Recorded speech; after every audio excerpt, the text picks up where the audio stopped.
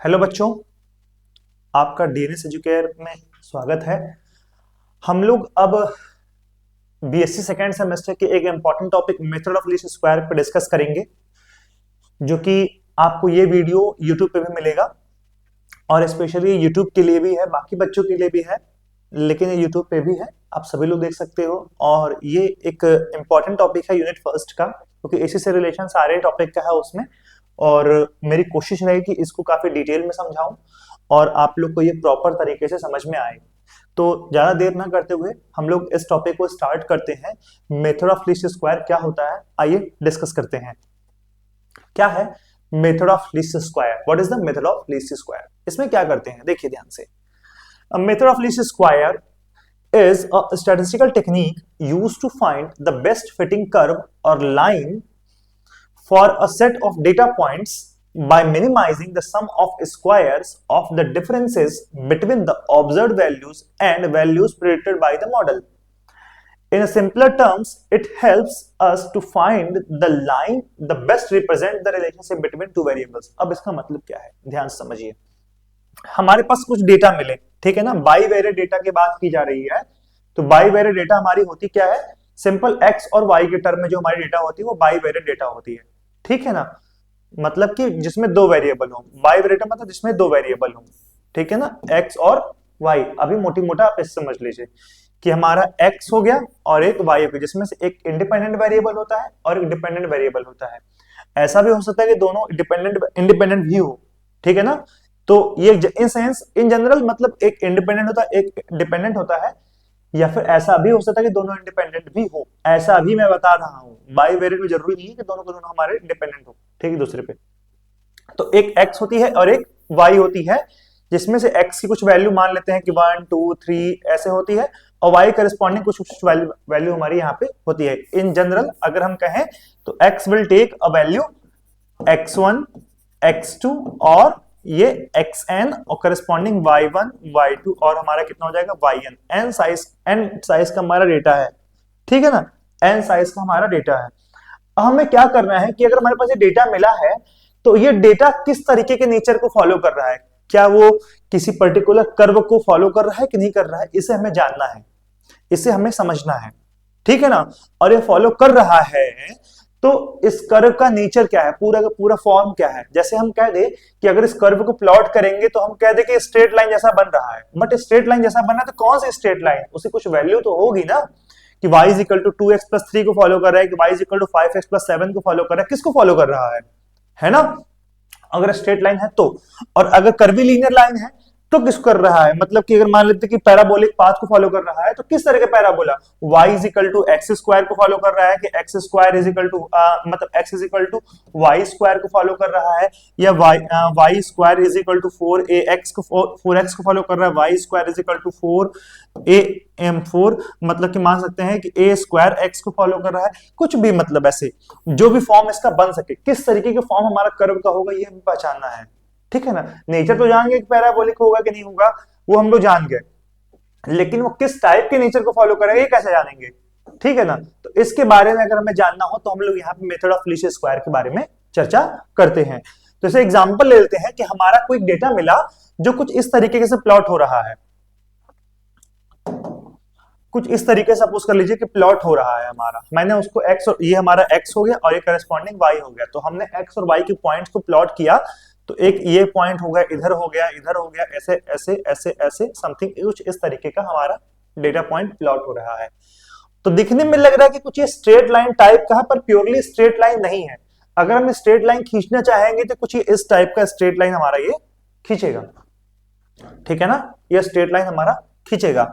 तो ये predicted value दे रही है, कौन सी दे रही है, प्रेडिक्टेड वैल्यू दे रही है, और ये क्या है, ऑब्जर्व्ड वैल्यू दे रही है। तो यानी कि हमको दिखने में लग रहा है कि कुछ इस टाइप का है कि y इज इक्वल टू, ये लाइन है ये हमारा किस टाइप का है, y is equal to beta naught plus beta 1 x type का लग रहा है, ये ना, ये y प्रेडिक्टेड है, yp लिख दे रहे हैं इसको फिलहाल के लिए, अभी आगे मतलब नोटेशन कुछ भी आप मान सकते हो, ये कुछ इस टाइप का है। लेकिन अगर आप देखोगे तो एक्चुअल y जो हमारा है वो क्या है, y is equal to beta naught plus beta 1 x, लेकिन देयर इज सम एरर, है ना, एक्चुअल पॉइंट से हट करके वैल्यू आ रही है तो देयर इज सम एरर, इसको हम ऐसा डिफाइन कर ले रहे हैं। ये एरर हमारा पॉजिटिव भी हो सकता है, नेगेटिव भी हो सकता है, क्योंकि लाइन की एक्चुअल वैल्यू ऊपर भी हो रही है, नीचे भी हो रही है ना, ऊपर भी है और नीचे भी है, तो बस ये एरर पॉजिटिव भी हो सकता है, एरर नेगेटिव भी हो सकता है। बट इसमें एक अजम्पशन माना जाता है कि सारे एरर को अगर हम ऐड करेंगे तो वैल्यू जीरो आएगी, सारे एरर को हम ऐड करेंगे तो वैल्यू जीरो आएगी, जितने ऊपर है उतने नीचे ही एरर है। हम लोग इस तरीके से हम लोग यहाँ पे मान लेते हैं। तो यहां पे इसका जो प्रॉपर जो मतलब कि कह सकते हैं कि अजम्पशन हो जाता है, कहते हैं कि सारे एरर हमारे इंडिपेंडेंट है और आइडेंटिकल है और फॉलो करते हैं normal distribution with mean zero, and variance हम लोग मान लेते हैं कि सिग्मा स्क्वायर है। मतलब ये जो एरर हो रही है इनका वेरिएबिलिटी आप निकालोगे तो सबका वेरिएबिलिटी सेम है। ओवरऑल कितना आ जाएगा, सिग्मा स्क्वायर, कितना हो जाएगा, सिग्मा स्क्वायर। वेरिएंस हमारा कांस्टेंट है, वेरिएंस हमारा कांस्टेंट है और इसी को ही बोलते हैं होमोसेडास्टिसिटी, होमोसेडास्टिक एरर बोलते हैं इसे।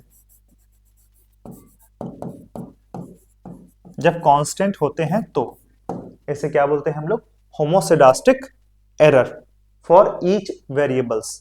ठीक है ना, मतलब कि सबका जो वेरिएंस है ऑन एवरेज सेम है, इक्वल है ना, जितनी बार आप डेटा उठाओगे तो ऑन एवरेज वैल्यू सबकी सेम आएगी। ठीक है, ये कांस्टेंट वैल्यू है। तो ये तो हमारी हो गई। तो अब हम देखिए ये एरर वाला टर्म है जो कि एक्चुअल है, ये एक्चुअल, इसको ACT लिख दे रहे हैं, और यह है प्रेडिक्टेड। तो अगर हम ध्यान से देखेंगे तो ये क्या है एक्चुअल में, तो y actual is equal to हम लिख सकते हैं y प्रेडिक्टेड प्लस ये एरर। और हमको यही क्या करना है, इसी एरर को अगर हम मिनिमाइज करेंगे, जितना ये एरर कम होगा उतना ये एक्चुअल वाली वैल्यू हमारे प्रेडिक्टेड वाली वैल्यू से बराबर हो जाएगी, उतना वो अच्छा सा हमको वैल्यू प्रेडिक्ट करके देगा। हमको ये वाली लाइन ऐसी खोजनी है, ये लाइन थोड़ा सा ऐसे भी हो सकती है, ये लाइन थोड़ा सा ऐसे भी हो सकती है। तो मतलब ऐसी इन सब में से ऐसी कौन सी लाइन खोजे जिससे ये एक्चुअल वाली वैल्यू इस प्रेडिक्टेड वाली वैल्यू के लगभग क्लोज हो जाए, है ना, क्लोज हो जाए। यही हमारा काम होता है मेथड ऑफ लीस्ट स्क्वायर। मतलब इसी को ही हमको मिनिमाइज करना है, लीस्ट करना है, इसी को लीस्ट करना है। तो यहाँ पे ही आ रहा है लीस्ट। और कैसे लीस्ट करते हैं, तो हम लोग हर एक ऑब्जर्वेशन के लिए इस एरर को स्क्वायर करते हैं, मतलब y एक्चुअल माइनस yp का स्क्वायर कर देते हैं। ये हो जाएगा y एक्ट माइनस yp का स्क्वायर कर देते हैं और फिर सारे एरर को सम कर देते हैं। सम कर देंगे तो ये हो जाएगा हमारा सम ऑफ स्क्वायर, हो गया ना, सम ऑफ स्क्वायर ऑफ एरर। और इसी को लीस्ट करते हैं, इसी को मिनिमाइज करते हैं। तो इस मेथड को हम लोग क्या बोल देते हैं, मेथड ऑफ लीस्ट स्क्वायर। ठीक है ना, जितने भी एरर थे एरर को आप स्क्वायर कर, क्यों स्क्वायर कर दिए, क्योंकि देखिए हम लोग एरर को कुछ पॉजिटिव भी एरर हो सकता है, कुछ नेगेटिव एरर भी हो सकता है। तो हम लोग मॉडुलस भी ले सकते थे, लेकिन मॉडुलस को ट्रीट करना बड़ा मुश्किल है विद रिस्पेक्ट टू स्क्वायर को ट्रीट करने से। तो हमने स्क्वायर कर दी तो उससे ही पॉजिटिव हो गया, मॉडुलस कर दी तो भी उससे ही पॉजिटिव हो गया। तो हमने स्क्वायर को पॉजिटिव स्क्वायर के फॉर्म में कन्वर्ट कर दिया, जिससे सारे एरर क्या हो गए, पॉजिटिव हो गए। और सारे एरर पॉजिटिव हो गए मतलब एक साइन के हो गए। फिर वहां से हम लोग इनके सम कर दिए, सम करने के बाद फिर इनको मिनिमाइज करने की हम लोग कोशिश में लग गए कि इनके स्क्वायर के सम को हम लोग मिनिमाइज अगर करेंगे तो ये जो वैल्यू हमारी, अब मिनिमाइज करेंगे, मिनिमाइज करके इसको इक्वल टू 0 कर देंगे। 0 करेंगे तो हमको, हम मिनिमाइज रिस्पेक्ट में करेंगे जितने हमारे पैरामीटर्स हैं, मतलब इसकी वैल्यू फाइंड करनी है तो इसकी वैल्यू क्या होनी चाहिए जिसके लिए एरर हमारी मिनिमम हो, और इसकी वैल्यू क्या होनी चाहिए जिसके लिए हमारी एरर क्या हो, मिनिमम हो। हम लोग इन दोनों की वैल्यू फाइंड करेंगे इक्वेटिंग टू इट 0, ठीक है ना। और 0 के इक्वेट करेंगे तो जो हमको मिलेगा, जो हम प्रोसीजर कर रहे हैं, इसी को हम लोग क्या बोलेंगे, मेथड ऑफ लीस्ट स्क्वायर बोलेंगे। क्या बोलेंगे, मेथड ऑफ लीस्ट स्क्वायर। इतनी बात हमें लगता है कि आप लोग को समझ में आ गई होगी। तो आइए अब पूरा इसकी थ्योरी समझते हैं। क्या कह रहा है कि the method of least square is a statistical technique. इसे क्या बोलते हैं, स्टैटिस्टिकल टेक्निक। क्यों, क्योंकि यहाँ पे एक रैंडम एरर आया था। एरर जब भी आ जाए रैंडम के केस में तो वहां पे स्टैटिस्टिक्स का कॉन्सेप्ट आ जाता है, ठीक है ना। Use to find the best fitting curve या लाइन, बेस्ट फिटिंग कर्व या लाइन जो कि मतलब एरर को सबसे मिनिमम करे वही बेस्ट होगा। For a set of data points, जो हमारे डेटा पॉइंट्स दिए हैं उसके लिए, by minimising the sum of square को मिनिमाइज करके of the differences between, difference जो है किनके किनके बीच में, observed values and the values predicted by model, ठीक है ना, मॉडल के थ्रू जो वैल्यू हमारी है प्रिडिक्ट हो रही है उनके बीच में और एक्चुअल वैल्यू में जो डिफरेंस है उसके स्क्वायर के सम को मिनिमाइज करने की कोशिश हमारी यहां पे होती है। In simpler term it helps us the line that best represent the relationship between two variables, दो वेरिएबल के बीच में जो अच्छे तरीके से रिप्रेजेंट करता है उस लाइन को खोजने की कोशिश करते हैं यूजिंग दिस मेथड। यही होती है मेथड ऑफ लीस्ट स्क्वायर, ठीक है ना। इतनी बात हमें लगता है कि आप लोग को समझ में आ गई होगी। उसके बाद क्या है, व्हाई डू यूज इट, हम इसे क्यों यूज करते हैं, क्या काम है हमको इसका, आइए देखते हैं। तो डेटा एनालिसिस के लिए हमको इसका काम होता है। अब ये किस चिड़िया का नाम है, तो देखिए, it is a powerful tool, ये पावरफुल टूल है for analysing data and understanding the relationship between variable. मतलब जो डेटा है, डेटा में किस तरीके का नेचर है, क्या वो स्ट्रेट लाइन को जा रहा है, क्या वो पैराबोला को जा रहा है, क्या हाइपरबोला को जा रहा है, क्या वो एलिप्स को जा रहा है, ये कैसे पहचानेंगे। ये एनालाइज करने के लिए हम लोग इस मेथड का यूज करते हैं, ठीक है ना। एनालाइज करने के लिए इस मेथड का यूज करते हैं कि क्या होगा। ये प्रेडिक्शन में काम आ जाता है जब डेटा एनालिसिस का काम हो जाता है। तो वही है अगला लाइन देखिए, prediction, it allows us to make prediction about the future values based on the past data। अगर वो लाइन हम बेस्ट फिट वाली लाइन फाइंड कर ले रहे हैं तो उसके हिसाब से जो हमको डेटा मिला हुआ है उसके हिसाब से आने वाले नेचर के बारे में हम समझ सकते हैं कि हो सकता है क्या हो। अब ऐसा भी हो सकता है कि वो उसको फॉलो भी करे, ऐसा भी हो सकता है कि उसको फॉलो ना करे, क्योंकि nature is very different thing, ठीक है ना। लेकिन उसके पैटर्न के बेसिस पे तो कुछ तो हम अनुमान लगा सकते हैं कि ये इस तरह की सिचुएशन हो सकती है, ठीक है ना। फिर मॉडल बिल्डिंग, मॉडल को बनाने में काम आएगा। It's used to build mathematical models that describe the real world phenomena. सीधी सी बात है, जो रियल वर्ल्ड में फेनोमेना में हो रही है उसको हम लोग मैथमेटिकल तरीके से एडजस्ट कर सकते हैं ताकि हम होने वाले इवेंट को आराम से प्रेडिक्ट कर पाएं, ठीक है ना। पूरी तरीके से नहीं कर पाएंगे लेकिन कोशिश यही रहती है कि अच्छे से प्रेडिक्ट कर पाएं, ये इसका यूज होता है। फिर थर्ड क्या है, हाउ डज इट वर्क, अब इसका काम क्या है। तो सीधी सी बात, हमारे पास डेटा मिला था उसको हमने फिट कर दिया था, मतलब हमें पहले डेटा चाहिए। क्या कर रहा है, gather data, collect data points for the variables you are interested इन।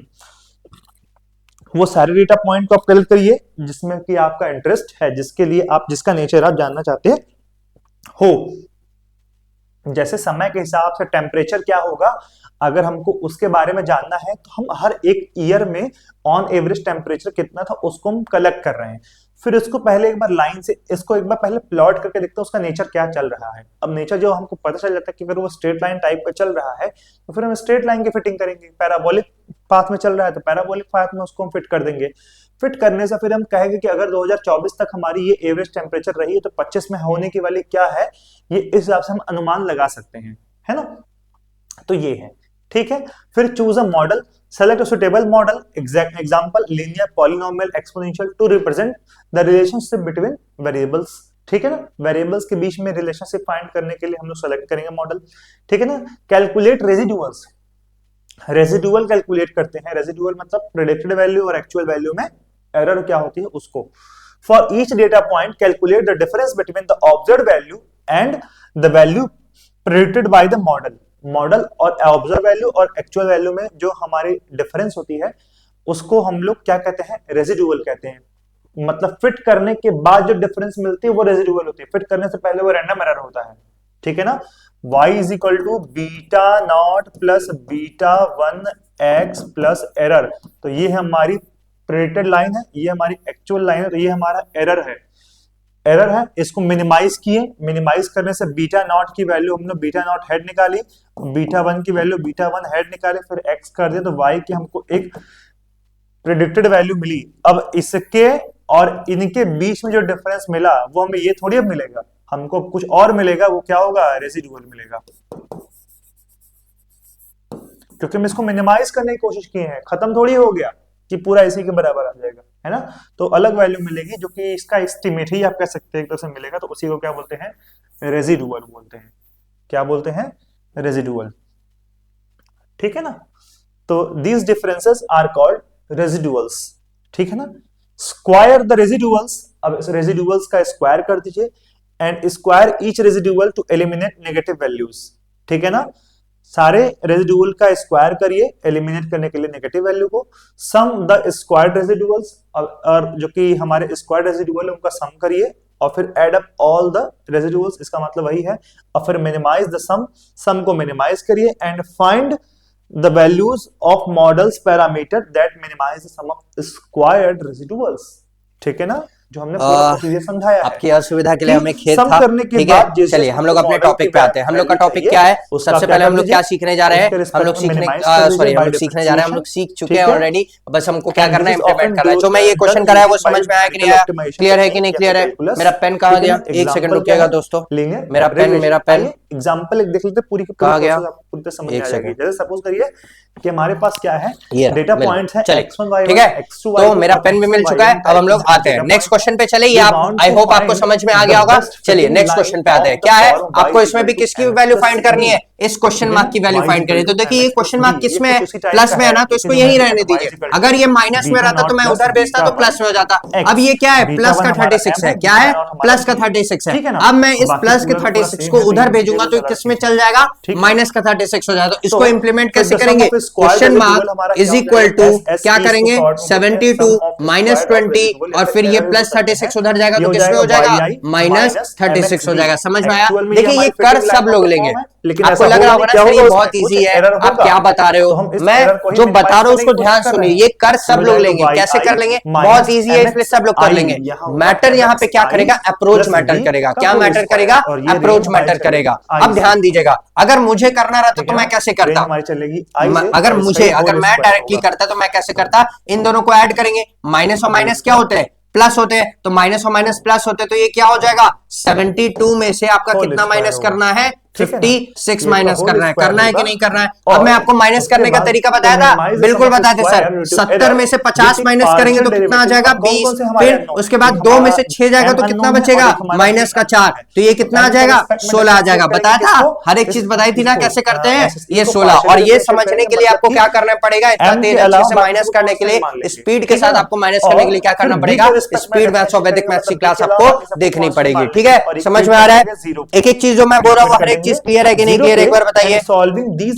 हर एक बात हर एक बच्चे को यहाँ क्लियर है, हर एक चीज समझ में आ रही है। आप सेशन में बने रहिएगा, बहुत इंपॉर्टेंट सेशन है, बहुत ज्यादा इंपॉर्टेंट सेशन है, इसलिए आप सेशन में बस बने रहिए। अब चलिए इस क्वेश्चन को करते हैं। आप सोचिए ऐसे ऐसे क्वेश्चन क्या एग्जाम में आपको देखने को मिलेंगे, नहीं सर ऐसे क्वेश्चन एग्जाम में देखने को नहीं मिलेंगे। लेकिन हमें क्या करना है, हमें क्या करना है, अप्रोच सीखना है कि सर कैसे करते हैं। क्योंकि क्या है कि जब तक आप ये सब क्वेश्चंस नहीं करेंगे तब तक आपको सिंप्लीफिकेशन अप्रोक्सीमेशन की चीजें जनरली नहीं आएंगी। जब आपके सामने बड़े क्वेश्चंस आएंगे तो आप उसमें शॉक्ड हो जाओगे, आप उसमें हौच-पौच करने लगोगे, इधर उधर करने लगोगे कि सर किसको कैसे क्या करे क्या नहीं करे। इसलिए मैं छोटे छोटे क्वेश्चन से पहले स्टार्ट किया हूं, ठीक है। तो अब मुझे क्या करना है, इस क्वेश्चन मार्क को इधर करेंगे तो प्लस में हो जाएगा और इस प्लस 12 को इधर करेंगे तो माइनस में हो जाएगा। तो 50 में से 12 जाएगा तो कितना बचेगा, 38 बचेगा। कितना बचेगा, 38 बचेगा। समझ में आ रहा है, क्लियर है कि चीज जो मैं बोल रहा हूँ हर एक बात हर एक बच्चे को समझ में आ रही है कि नहीं आ रही है। चलिए आते हैं नेक्स्ट पे। नेक्स्ट हम लोग का क्या है, अब इसको कर रहा है। अब इसको सर देखिए थोड़ा सा बड़ा नंबर है, कोई बड़ा नंबर नहीं, बहुत इजी है। इस माइनस के क्वेश्चन मार्क को जब हम इधर करेंगे तो किस में आ जाएगा,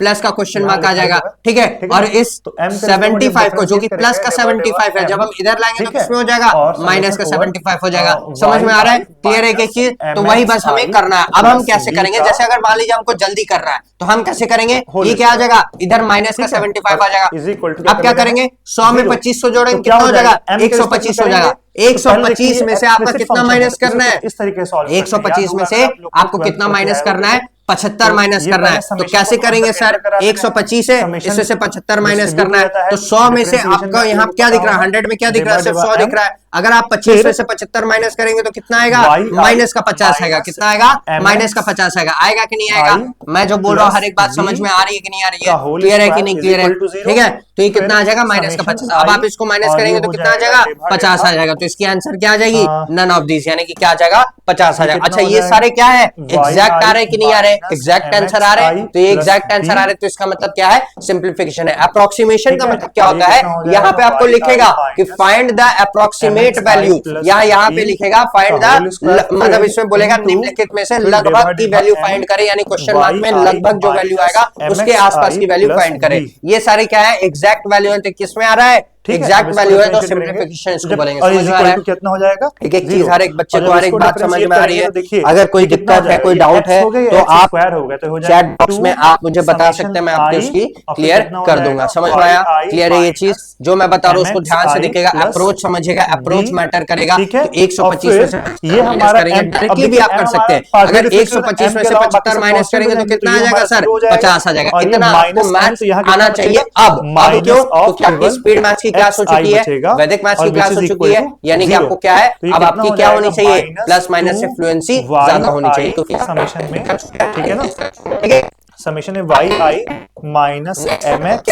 और यहाँ माइनस बी फिर into x is equal to 0 और फिर ये हमारा -2 हट जाएगा, तो इससे मिलेगा एक इक्वेशन क्या, समेशन, ठीक है, y i x i is equal to हमारा कितना हो जाएगा, एक बार कमेंट सेक्शन में जरा इसका आंसर बताइए तब मैं आगे बढ़ूं। Is equal to m summation x square plus b बताइएगा जरा x i, ये एक इक्वेशन मिलेगा। इसी ठीक है, अब तक आंसर आपका क्या होना चाहिए, आ जाना चाहिए था इसका जो आंसर। अब जैसे आपको क्वेश्चन दिख रहा है, तो आपको क्वेश्चन दिख रहा है, तो आपको दिमाग में ही आपके क्या होना चाहिए, कैलकुलेशन चलने चाहिए। जैसे ही क्वेश्चन दिखा, दिमाग में कैलकुलेशन स्टार्ट हो गई। इस क्वेश्चन में आपको इधर भेजेंगे तो ये क्या हो जाएगा, प्लस में, इस चीज को इधर लाएंगे तो ये माइनस में। सबसे पहले हम क्या करेंगे, ऐड करेंगे। तो 24 प्लस 18 कितना होता है, 42 होता है। 42 में से 30 माइनस करेंगे तो कितना आ जाएगा, 12 आ जाएगा। तो ये तुरंत ऐसे होना चाहिए, एक ये मिलेगा और ये तुरंत क्या होना चाहिए, ऐसे होना चाहिए। कब होगा, जब आप प्रैक्टिस करोगे। क्या प्रैक्टिस करोगे, स्पीड मैथ्स, वैदिक मैथ्स, जो मैं प्लस माइनस हर एक चीज जो मैं बताया था, जब वो आप करने लगोगे तब जाके आपको क्या होगा, इसमें स्पीड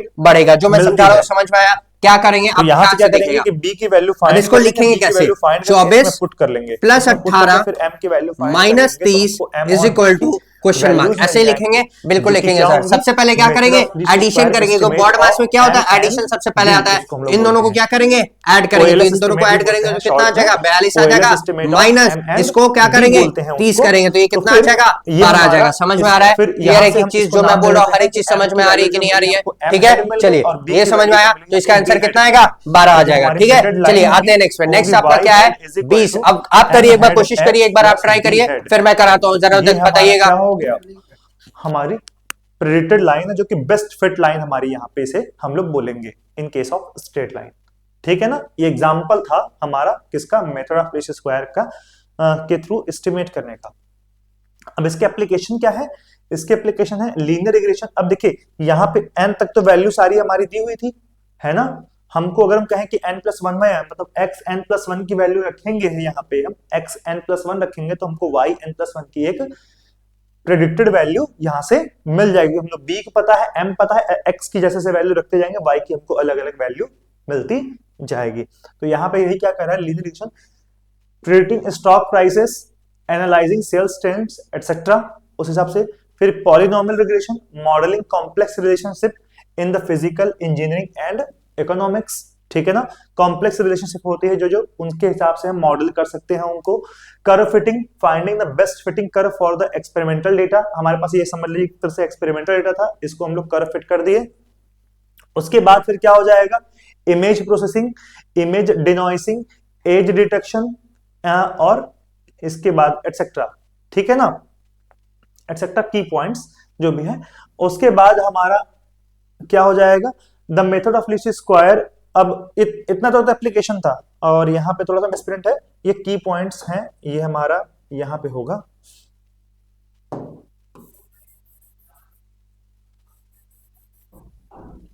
ठीक है ना,